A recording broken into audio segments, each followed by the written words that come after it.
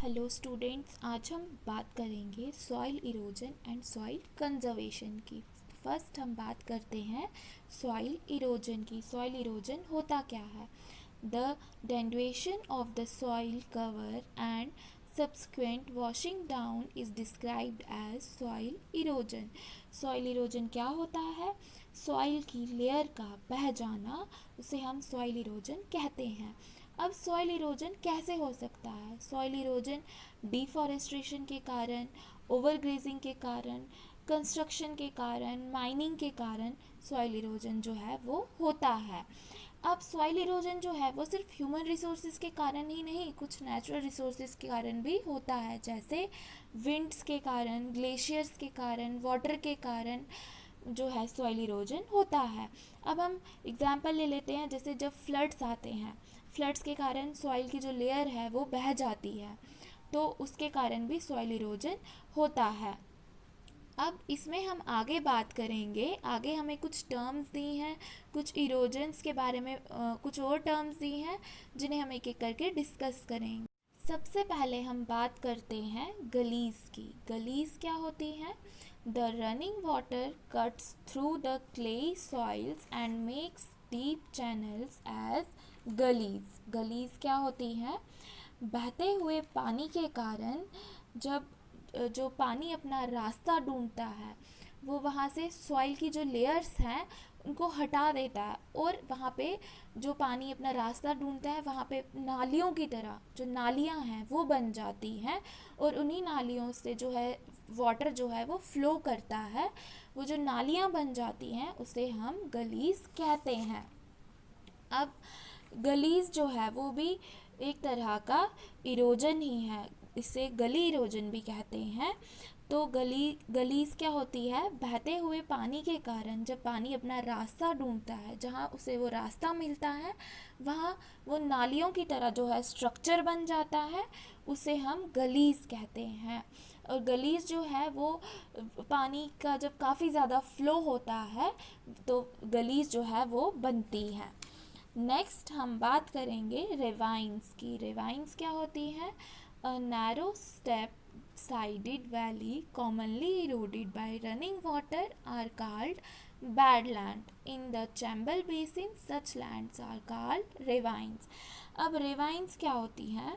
जब गलीज के कारण जो इरोजन होता है, सॉइल इरोजन होता है, तो वहाँ पे जो पीछे लैंड बच जाती है उसे हम बैड लैंड कहते हैं, जो कल्टीवेशन के लिए बिल्कुल भी अच्छी नहीं होती, वहाँ पे हम कल्टीवेशन नहीं कर सकते हैं, उसे हम बैड लैंड कहते हैं। और चैम्बल बेसिन्स में ऐसी लैंड को रिवाइंस कहा जाता है। तो रिवाइंस क्या हुई? रिवाइंस ऐसी लैंड्स होती हैं जिस पे हम कल्टीवेशन नहीं कर सकते हैं, और ये लैंड जो होती है वो इरोडेड होती है। अब रिवाइंस हमें कहाँ देखने को मिलती है? चंबल रीजन कहा हुआ, जैसे मध्य प्रदेश जो है, मध्य प्रदेश में हमें रिवाइंस देखने को मिलती है। वहाँ पे रिवर का जो पानी है जब वो बहता रहता है तो उसका फ्लो काफ़ी ज़्यादा होता है, उसके कारण क्या होता है? गलीज क्रिएट होती हैं, और उसके कारण वहाँ पे रिवाइंस बन जाती हैं। नेक्स्ट हम बात करेंगे शीट इरोजन की। शीट इरोजन क्या होता है? Sheet erosion is the uniform removal of soil in thin layers by the forces of rain drops and overland flow. Sheet erosion में क्या होता है? जब पानी का फ्लो काफ़ी ज़्यादा होता है या रेन ड्रॉप्स के कारण जो सॉइल की जो लेयर होती है उसकी जो शीट्स होती हैं वो धीरे धीरे बहना शुरू हो जाती हैं, उन लेयर्स का जो बहना होता है उसे शीट इरोजन कहते हैं। Last one is wind erosion. Wind blows loose soil off flat और sloping land is known as wind erosion. Wind erosion क्या होता है?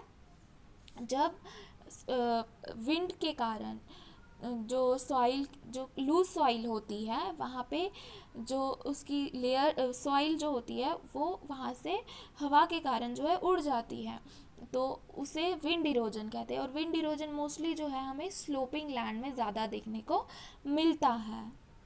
तो ये कुछ टर्म्स थी जिनके बारे में हमने डिस्कस किया। आगे हम बात करते हैं सॉइल कंजर्वेशन की। अब सॉइल इरोड तो हो रही है, बट हम उसे इरोड होने से कैसे बचा सकते हैं, इसके कुछ मेथड्स हैं जिन्हें हम एक एक करके डिस्कस करेंगे। अब सॉइल कंजर्वेशन जो कुछ मेथड्स है वो हम यहाँ देख रहे हैं। Build terraces, shelter belts, counter ploughing, strip cropping. First हम बात करते हैं बिल्ड टेरेसेस की। इसे टेरिस फार्मिंग भी कहा जाता है। इसमें क्या होता है, सीढ़ीदार खेत जो है वो बनाए जाते हैं। जब जो पहाड़ी ढलानें होती हैं वहाँ पर ज़्यादा ऐसी खेती की जाती है। क्या किया जाता है, खेतों को जो है उसे सीढ़ीदार बनाया जाता है, ताकि जब पानी का फ्लो आए या विंड के कारण भी जो सॉइल की जो लेयर्स हो बहेंगी, तो वो उन्हीं सीढ़ीदार खेतों पे जो है, जो वहाँ पे टेरेसेस बनाए गए होंगे उन तक ही रह जाए, वो वहाँ से इरोड होके ना जाए। तो इससे हम सॉइल को इरोड होने से बचा सकते हैं। सेकंड है शेल्टर बेल्ट्स। शेल्टर बेल्ट्स जो है, इसमें इस मेथड में क्या किया जाता है, खेतों के चारों तरफ जो है वो पेड़ लगाए जाते हैं।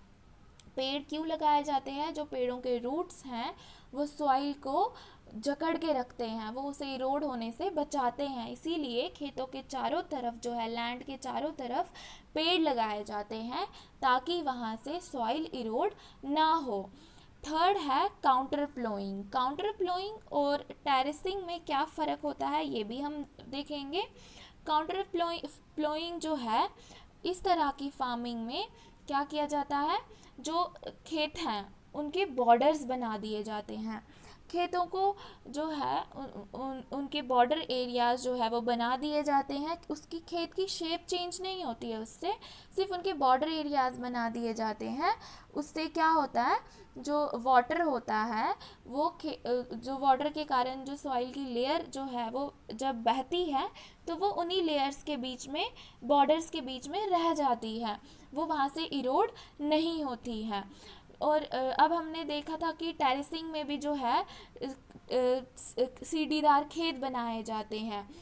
टेरेसिंग और काउंटर प्लोइंग में क्या फ़र्क है, टेरेसिंग में हमें खेत हैं उनकी शेप चेंज करनी पड़ती है, उन्हें सीढ़ीदार बनाना पड़ता है। बट काउंटर प्लोइंग में जो खेत हैं उनकी शेप सेम रहती है, बस कुछ बॉर्डर्स जो हैं वो बनाए जाते हैं।